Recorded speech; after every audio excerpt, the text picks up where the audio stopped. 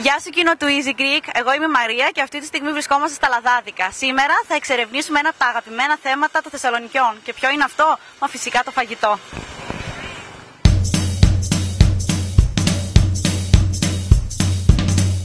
Τι προτιμούν οι Θεσσαλονικείς για πρωινό? Μπουγάτσα, κυρίως μπουγάτσα. Τώρα πόσα είδη υπάρχουνε? Τώρα κυρίως υπάρχει κρέμα και η τυρί. Αυτά τα δύο έχουν επικρατήσει. Τα υπόλοιπα, επειδή έχουν βγει και άλλα για πρωινό, έχουν φθήνει στο πέρασμα του χρόνου, κυρίως η κρέμα και το τυρί. Αρέσει το κουλούρι της Θεσσαλονικής? Τρελαίνονται. Είναι παραδοσιακό πρωινό με πολλές βιταμίνες και το τρώνε πάντα. Και οι ξένοι και οι Έλληνες. Τι επιλέγουν οι Έλληνες για φαγητό? Συνήθως με ζεδάκια. Με ζεδάκια τι ακριβώς δηλαδή? Καλαμάρι, ταπόδι, σκουμπράκι. Από κρεατικά? Πανσέτα, παϊδάκια, τηγανιά. Αν υπάρχει και σούβλα και σούβλα. Έχω ακούσει κάτι για το τζατζίκι, ισχύει? Ναι, κορυφή. Κορυφή. Στη Θεσσαλονίκη μας αρέσουν όλα τα φαγητά. Εξειδικευμένα η Θεσσαλονίκη δεν έχει ένα ειδικό φαγητό.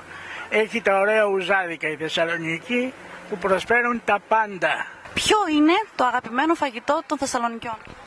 Των Θεσσαλονίκη ή ατομικό? Το δικό σας. Το δικό μου.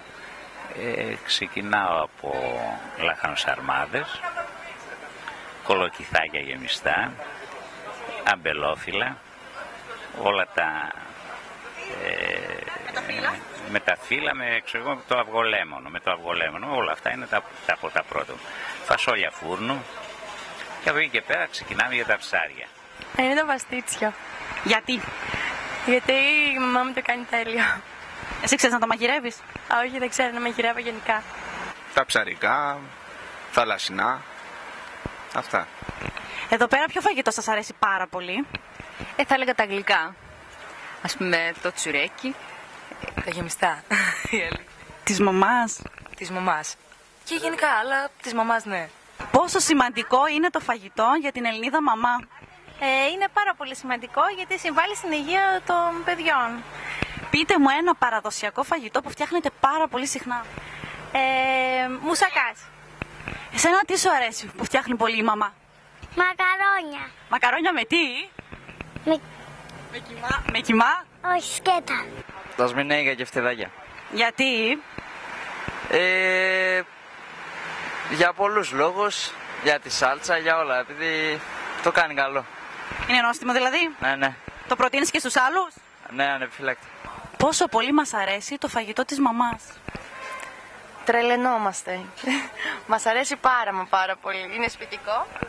Πείτε μου ένα φαγητό, πες μου ένα φαγητό που φτιάχνει η μαμά και σου αρέσει πάρα πολύ. Το παστίτσια. Γιατί σου αρέσει? Γιατί έχει κρέμα και μακαρόνια. Αμάν. Εσύ ξέρεις να μαγειρεύεις? Όχι, ελάχιστα πράγματα. Πες μου ένα φαγητό που ζητάς από τη μαμά σου να στο φτιάξει πολύ συχνά. Ο μουσακάς. Είναι σύνθετο φαγητό και δεν μπορώ να το κάνω για μόνος μου. Και καθαρά παραδοσιακό, ναι. Βέβαια. Πόσο σημαντικό είναι το φαγητό για τους Θεσσαλονικείς? Δεν είναι, για όλους είναι σημαντικό το φαγητό. Αλλά μας αρέσει λίγο παραπάνω νομίζω. Εντάξει, θα το έλεγα, ναι. Ποιο είναι το δικό σου αγαπημένο παραδοσιακό φαγητό εδώ στη Θεσσαλονίκη? Παραδοσιακό. Εγώ γύρω θα σου έλεγα.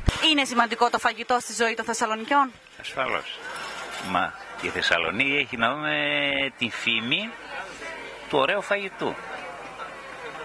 Του ωραίου φαγητού. Γι' αυτό φημίζεται η Θεσσαλονίκη. Γιατί τα ταβερνάκια του, τα εστιατόρια του, το φαΐ το καλό.